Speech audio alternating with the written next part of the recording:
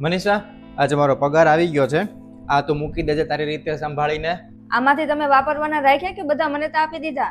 અરે હા, હું થોડાક મારા માટે તો લેવાનું ભૂલી જ ગયો. લે આલ્યો, અત્યારે 1000 રાખો, પછી વધારે જોતા હોય ને તો કહેજો, પછી આપીશ. હા, કાંઈ વાંધો નહીં. વધારે જોવે છે તો આપું.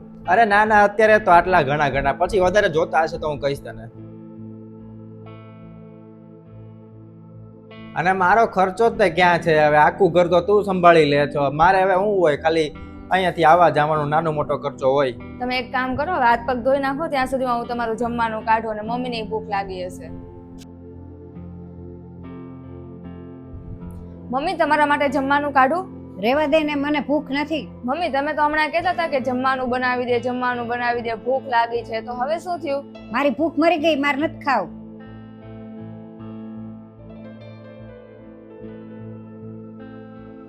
મનીષા, હું ઓફિસે જાઉં છું. હા, પણ 1 મિનિટ તમારું પર્સ લેતા જાઓ. હા, સારું, વાંધો નહીં. અને તારું ધ્યાન રાખજે. ક્યારેક મમ્મીની ખબર પૂછ્યા કર. આખો દિવસ મનીષા મનીષા મનીષા, બસ ઈ જ તે આવડે છે તને. જ્યારથી લગ્ન થયા ને ત્યારથી બાયડીનો ગુલામ થઈ ગયો છું.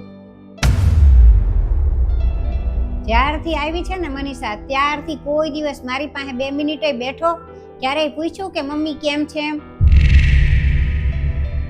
કોઈ દિવસ પૂછ્યું કે મમ્મી તારે કાંઈ જરૂર છે, કાંઈ જોવે છે? કાંઈ નહીં, બસ આ તો સેલરી આવે એ તું મનીષાના હાથમાં આપી દેસ. કેમ એમ? અરે મમ્મી, એકય વાતની ક્યાં આપણે અહીંયા તમને કમી રાખી જ છે. અને મનીષાએ ક્યાં તમને કાંઈ કર્યું છે એવું? અને તમને સમયસર જમવાનું તો આપી જ દે છે ને. ખાલી સમયસર જમવાનું આપવાથી હું તમારા બેયની જવાબદારી પૂરી થઈ જાય છે? મમ્મી, અમે તમારી માટે આટલું કરીએ છીએ ને એ જ બહુ કહેવાય. તમે તો એટલુંય નથી કર્યું. કેમ બોલતા કેમ બંધ થઈ ગયા? દાદા દાદી વખતે તમે શું કર્યું છે એ બધી મને ખબર છે. ખાલી 2 ટાઈમનું જમવાનું આપવું હોય ને ત્યારે તમને કંઈક થતું હતું કે હું કરવું ને હું નહીં. માંડ તમે પરાણે દેતા હતા જમવાનું. અને પપ્પા જે તમને પૈસા આપતા હતા એ તમે દાદા દાદીના હાથમાં આપતા હતા. આ બધી વાત સાંભળીને ને આ બધું જોઈ જઈને પપ્પાને કેટલું દુઃખ થતું હશે. અને એ તો ઠીક, હવે તમે ખાલી 2 મિનિટ 5 મિનિટ મમ્મી પપ્પા સાથે પપ્પા બેસી ગયા હોય ને તો એ તમને બેહવાય નથી દીધા. સારું કહેવાય એમ કહો કે મનીષા તમને સમયસર જમવાનું આપી દે છે, બધી વાત રેગ્યુલર પૂછીને તમને જે કાંઈ જોતું હોય એ આપે છે. બાકી તો તમે એને લાયક નથી.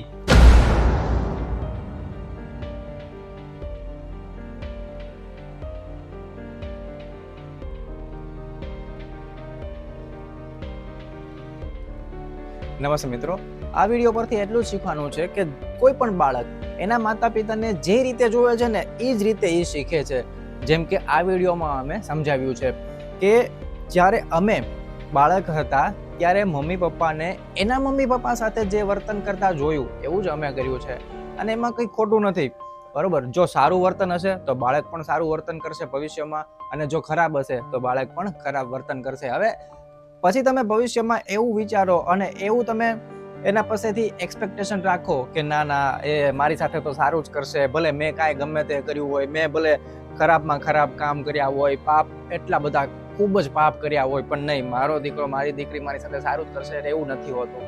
જે તમે કર્યું છે એ એણે જોયું છે બાળપણથી મોટા થયા ત્યાં સુધી. અને બાળપણ એવી વસ્તુ છે એનામાં જે તમે નાખો એ ફિટ થઈ જાય, સેટ થઈ જાય, પછી એ ક્યારેય ભૂસાય નહીં.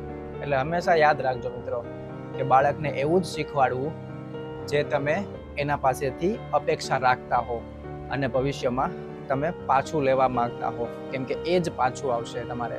બાકી તમને વિડીયો ગમ્યો હોય તો લાઈક, શેર અને કમેન્ટ કરજો.